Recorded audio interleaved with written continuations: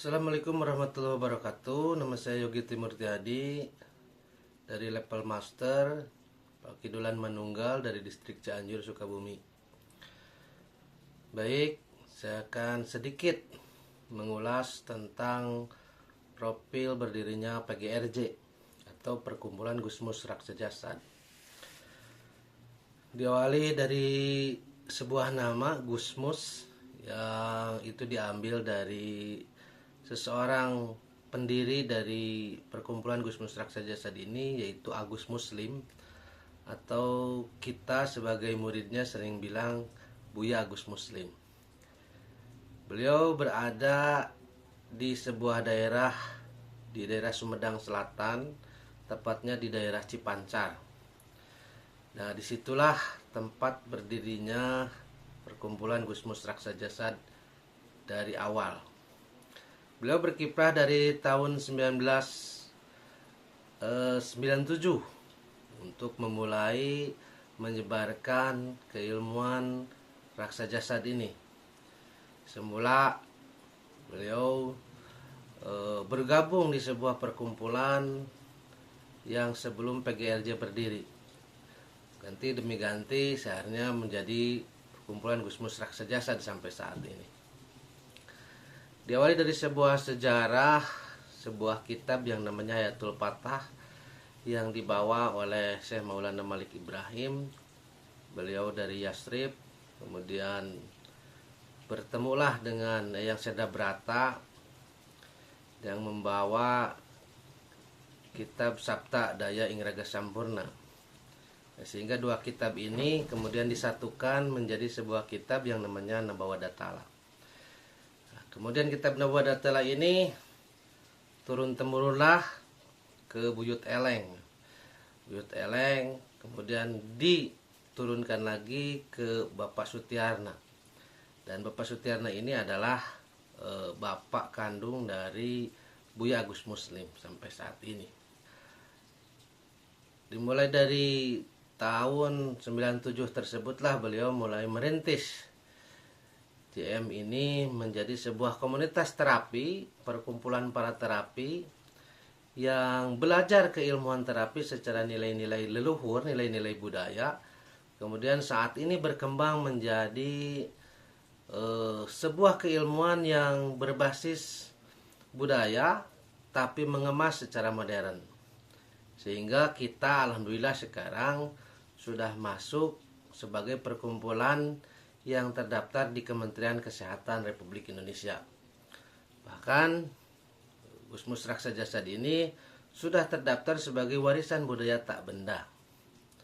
Sehingga Perkumpulan Gusmus Raksa Jasad ini sangatlah diperhitungkan di negara ini dan bisa memfasilitasi setiap orang untuk belajar secara berkesinambungan di sini dan menjadikan dirinya sebagai terapis yang profesional di bidangnya dan siap tentunya berkiprah di masyarakat.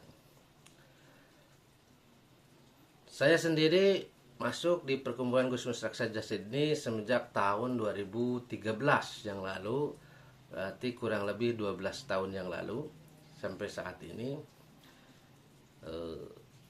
Dengan perjalanan 12 tahun itu saya banyak belajar dari keilmuan Gusmus Raksa Jasad ini. Selain daripada menegakkan ilmu ketunggalan, juga bagaimana cara penataan kehidupan sehingga bisa meraksa jasad atau menjaga diri, juga meraksa jiwa dan menjaga jiwa kita tetap sehat, baik jasad ataupun jiwanya. Dan setelah itu ternyata keilmuan ini juga banyak dimanfaatkan oleh orang-orang yang sedang mengalami gangguan kesehatan. Karena metode Gusmus Raksa Jasad ini sangat komprehensif, melibatkan activating, balancing, dan cleansing, sehingga bermanfaat sekali untuk kesehatan tubuh seseorang, untuk bagaimana bisa memulihkan kembali keadaan yang terganggu, baik sistem organ ataupun sistem yang lainnya. Dari semenjak itu Gusmus Raksa Jasad terus berkembang sehingga sekarang sudah mendapat pengakuan juga di Kementerian Kesehatan di bawah BNSP, Badan Nasional Sertifikasi Profesi, untuk memiliki lembaga sertifikasi profesi sendiri, sehingga jenjang pendidikan yang ada di Gusmus Raksa Jasad ini bisa terstruktur dan resmi dilindungi oleh pemerintah dengan level mulai dari basic, advance, profesional, dan master. Dan saat ini saya sedang menyelesaikan tugas training of trainer untuk level master, sehingga menjadi pengajar nantinya untuk rekan-rekan yang mau belajar.